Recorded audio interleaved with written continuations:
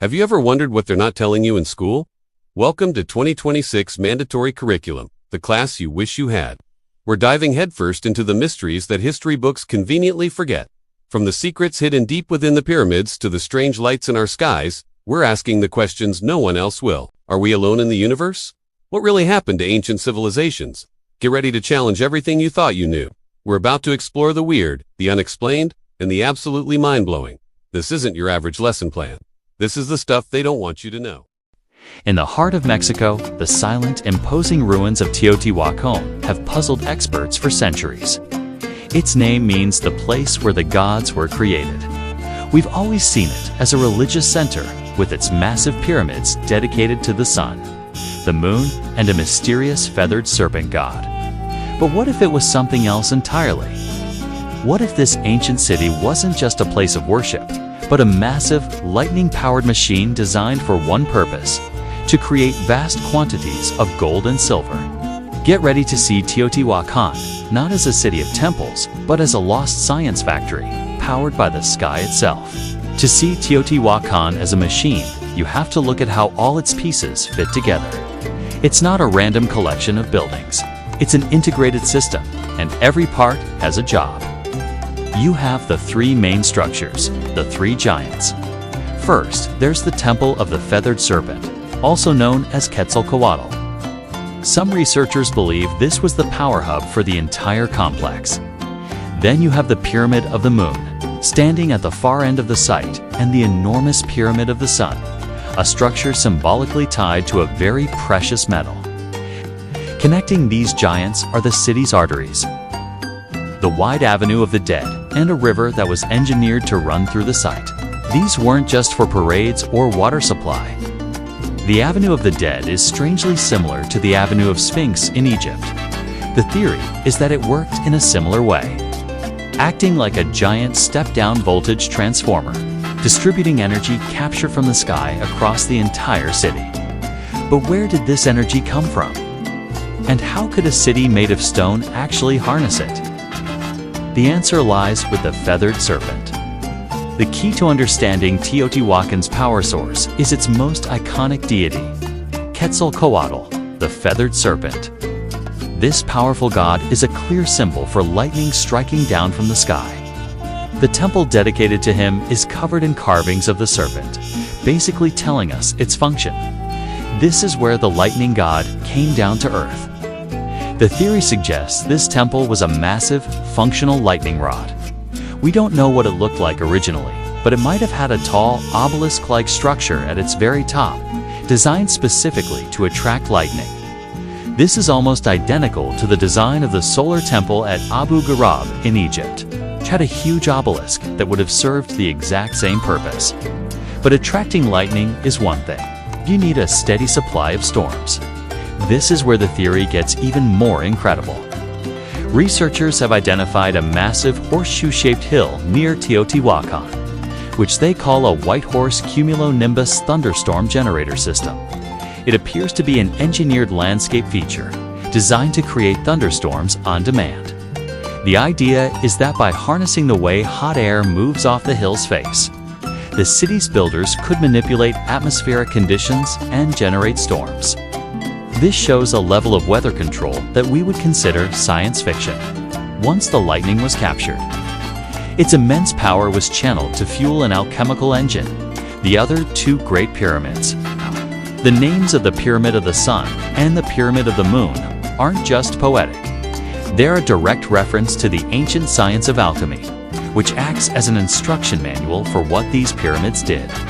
In alchemy, the sun and the moon are major symbols. The sun represents gold, and the moon represents silver. This alchemical key unlocks the true purpose of Teotihuacan. It wasn't just a city, it was a factory. The pyramids were dedicated processing plants. The Pyramid of the Sun processed gold. The Pyramid of the Moon processed silver. But to do this, they needed a very special, very dangerous ingredient. The theory of Teotihuacan as a metallurgical factory depends on one key chemical, liquid mercury. And the evidence for it is both astounding and controversial. There are archaeological reports describing large quantities of liquid mercury found in hidden chambers and tunnels deep beneath the temple of the feathered serpent. However, there's a problem. There's a serious lack of official documentation. We have no clear archaeological photos of these supposed pools of mercury. What's more, photos from the excavation show workers without any protective gear, which would be unthinkable when dealing with a substance as toxic as mercury. These are important questions we have to keep in mind. But let's assume for a moment the mercury was there. Where did it come from? The theory proposes it was made right on site, using the raw power of lightning. This ancient process is strikingly similar to how we produce mercury today. It starts with cinnabar, or the rock that contains mercury. This ore was placed in special chambers in the tunnels under the feathered serpent temple. When lightning struck the temple above, immense heat and electrical energy would be channeled down into those tunnels. This superheated the cinnabar, causing the mercury to vaporize and then cool back into its pure liquid form right where it was needed. Once they had the liquid mercury, they used it for a process called amalgamation to extract gold and silver from raw or It works like this. Ground up or containing gold is mixed with liquid mercury. The gold is literally absorbed by the mercury, forming a new substance called an amalgam. This mercury-gold mixture would then be heated. The intense heat, powered by the distributed electrical energy from the lightning strikes, causes the mercury to evaporate, leaving behind nothing but pure, refined gold. This process is extremely toxic. The Pyramid's massive stone structure was essential to contain the deadly mercury vapors and stop them from poisoning the surrounding area. To make this all work, the entire city had to be wired together.